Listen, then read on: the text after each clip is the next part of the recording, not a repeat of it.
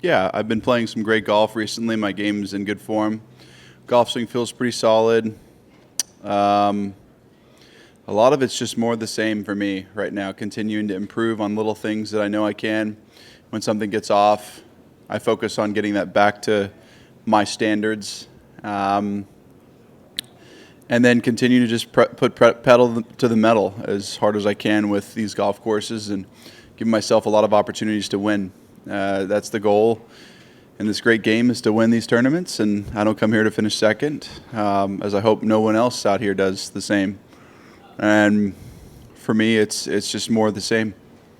So besides playing incredible golf, you've had time for a bunch of side quests. I've been doing some fun side quests, yes, there's no doubt. So you've had the trip around the track at the Indy 500. That's right. Helicopter ride. You were hitting golf balls at the White House. So I have a two-part question for you. A, how do you find time to sleep? And B, do you always sleep in Crusher's apparel? Yeah, I would say that I don't sleep in Crusher's apparel, but it's fun to show that off, just give people a different perspective, entertainment. How do I find time to sleep? I actually sleep quite well. It's a lot of planning. We prepare, strategize, and execute accordingly with these game plans and when things work based on other people's schedules. Flying the helicopter and going to the Salt Flats in Utah for Bucked Up was really fun. And then hitting golf balls off the Salt Flats. I literally picked up salt from the Salt Flats, and I have it in my house. I'm using it for some of the meals I'm using, so I'm literally using it, which is really cool. Hitting in the White House was incredibly special. I never thought I'd ever in my life get an opportunity to do that, but the president himself was like, just go out there and hit some shots. I'm like, okay, yes, sir. So it was quite the experience. It was 105 yards and hit a few good shots to a couple feet, and almost made a few of them too. But I'd say a lot of it's just preparation, making sure that I can get the right rest so I'm ready for the next day, and I still got to do my job, which is make sure my game is in top form. So I monitor that, and if I'm not hitting the ball very well, I focus more on that, and if I'm hitting it really well, I focus more on some side quests. Yeah, I appreciate it. I think LIV afforded me the opportunity to spend more time thinking, strategizing, getting my body healthy, ready for majors in a pretty unique way. For me, it was a great thing.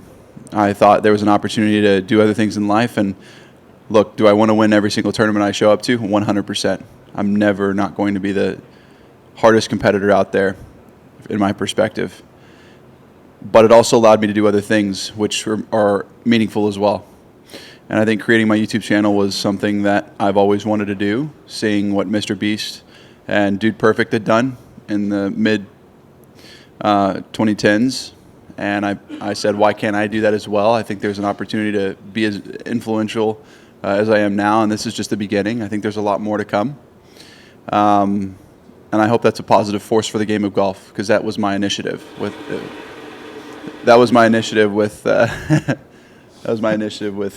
game of golf is that, yeah, I want to win a lot of tournaments, but how can I make a greater impact as well than just winning golf tournaments?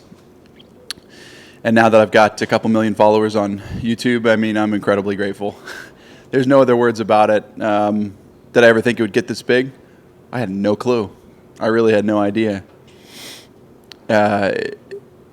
Is it now an incredible responsibility? Yes. And I understand that. I want to continue to entertain my fans and continue to play the great game of golf that we all love at the highest level. I want to compete. I want to compete, and I want to entertain. Those are the two things that I love doing, and it's quite an honor. Phil, I'm just curious about your thoughts on Oakmont potentially being your last U.S. Open and the possible end of your lifelong quest to win our National Open.